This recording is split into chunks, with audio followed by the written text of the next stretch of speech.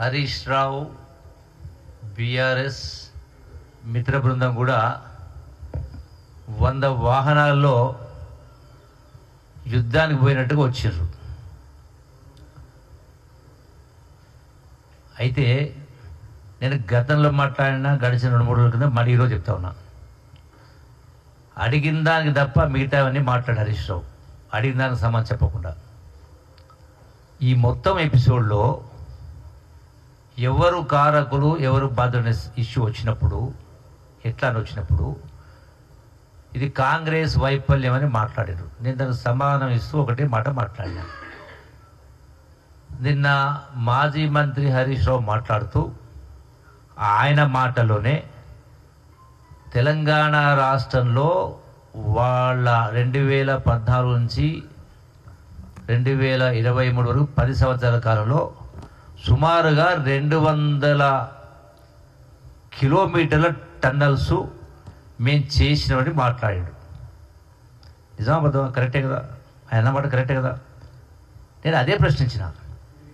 రాష్ట్రం మొత్తంలో మీరు వచ్చినాక మొదలుపెట్టినటువంటి 200 కిలోమీటర్ల టన్నులు మీరు తవ్వగలిగినప్పుడు 10 సంవత్సరాల కాలంలో మిగిలిపోయినటువంటి 19 కిలోమీటర్లు సుమారుగా మొత్తం 44 కిలోమీటర్లలో 24 కిలోమీటర్ల దాకా గతంలో కాంగ్రెస్ ప్రభుత్వం తవ్వింది. మిగిలింది 19 కిలోమీటర్లు. 19 కిలోమీటర్లు సుమారుగా 10 కిలోమీటర్లు అనుకుంటా 11 టీఆర్ ప్రభుత్వం తవ్వింది. మిగిలింది 9 కిలోమీటర్లే కదా.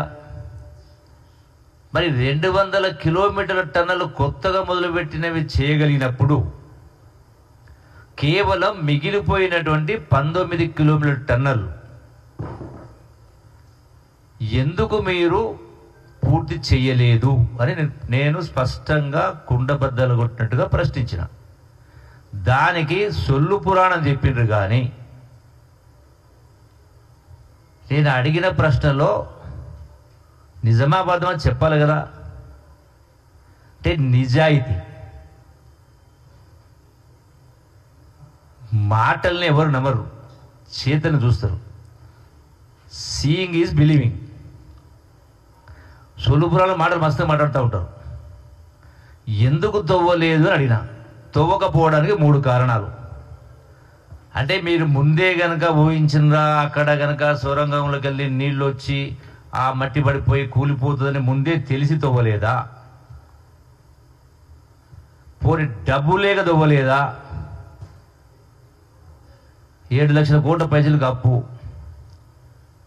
మరి ఈ 2 కారణాల, ఈ 2 కాకపోతే ఇంకేం కారణం ఉంటుంది? ఇది పూర్తి చేస్తే కాంగ్రెస్ ప్రభుత్వానికి పేరు వస్తుంది తవ్వలేదా? ఈ 3 కాకుండా ఇంకేమైనా కారణం ఉందా? చెప్పాలి కదా. రెండవది, కేసీఆర్ గారు చెప్పిండట ఆ యొక్క చర్యలు అంటే అక్కడ రిలీఫ్ ఆపరేషన్ నడుస్తూ ఉన్నాయి, మీరు ఇప్పుడే వెళ్ళకండి అని చెప్పిండట. జరిగినప్పుడు ఇంతమంది మేము పోయినాం కదా, నువ్వు కూడా ఒక రావచ్చు కదా. నా వెంట ఒక్క మనిషి లేడు, కేవలం ఉన్నది అక్కడ ఉత్తమ్ కుమార్ రెడ్డి, వీళ్ళు తప్ప, పోలీసులు తప్ప ఎవరు లేరు. అంటే ఎందుకు ఇంకోటి మాట్లాడినరు మాట్లాడుతూ ఏం పని జరగలేదు, మొదలే పెట్టలేదు అని. అది మాట నువ్వు చెప్పేది మేమే చెప్పినాం కదా. ఎందుకు మొదలు పెట్టలేకపోయినాం ఫస్ట్ 3 డేస్లో? అంటే ఎక్కడైతే ఆ యొక్క టన్నల్లో ఆ భూమి పొరల ఉన్నటువంటి లోపభూయిష్టమైనటువంటి అంటే సాఫ్ట్ సాయిల్ కావచ్చు, ఫ్రాక్చర్స్ పొరల కారణంగా సడన్గా ఎక్కడో వాటర్ ఉంది, వాటరు మట్టితో మొత్తం వచ్చి కూలిపోయింది. 25 ఆల్మోస్ట్ ఐ థింక్ 24-25 అడుగుల మేర ఎక్కడి నుంచి అయితే వాటర్ పడ్డదో, ఎక్కడి నుంచి అయితే మొత్తం అక్కడ మట్టి మొత్తం బురద వచ్చిందో అది మొత్తం కూలి మట్టితో మొత్తం మూసుకుపోయింది. అంటే మూసుకుపోయి అదే అడ్డం పడ్డది. అంటే మళ్ళీ అది తీస్తే అది మళ్ళీ పునరావృతి మళ్ళీ కూడా వస్తుందేమో తెలియదు కదా. సో అది చేసినప్పుడు ఎవరైతే ఆ యొక్క 8 మంది అందులో ఉన్నటువంటి వాళ్ళని వెతికి తీయాలన్నప్పుడు దానికోసం 40 మంది 50 మంది 100 మంది లోపలికి పోవాలి కదా. సో ఆలపోయి సడన్ మిషన్ లోపలికి పోయే పరిస్థితి లేదు. సపోజ్ ఆలపై మొత్తం తీసినాం అనుకో, ఇమ్మీడియట్ తీసినాం అనుకో, మళ్ళీ అదే వరద అదే బురద మట్టి ఇంకా ఉందేమో వస్తే వీళ్ళు పోయిన వాళ్ళు లోపల వాళ్ళు కూడా వాళ్ళకి సమాధే పరిస్థితి వస్తుంది కదా. ఇంత స్పష్టంగా చెప్పిన తర్వాత కూడా కామన్ సెన్స్ లేకుండా మొదలే పెట్టలేదంటే అంటే నీవు వచ్చినప్పుడు మొదలు పెడతారా? అంత ఆల్రెడీ ఎప్పుడైతే ఎన్ని ఏజెన్సీలు ఒకటి company JP Associates, 2 Robinson company, తర్వాత NDRF team, army team, naval team, Singareni, rat man holders, SDRF, national geo sensing agency, NRS రాయడం జరిగింది. అంటే స్కానర్ ద్వారా ఆ భూమి యొక్క అయితే దాని టైప్ నేచర్ ఆఫ్ సాయిల్ కానీ నేచర్ ఆఫ్ రాక్ కానీ ఉందో తెలుసుకోవడం కోసం వాళ్ళందరినీ పిలిపేయడం జరిగింది జాతీయ స్థాయిలో. అంటే వాళ్ళందరూ పనిలోకి వచ్చిన తర్వాత 3 రోజులు వాళ్ళే సజెస్ట్ చేసారు.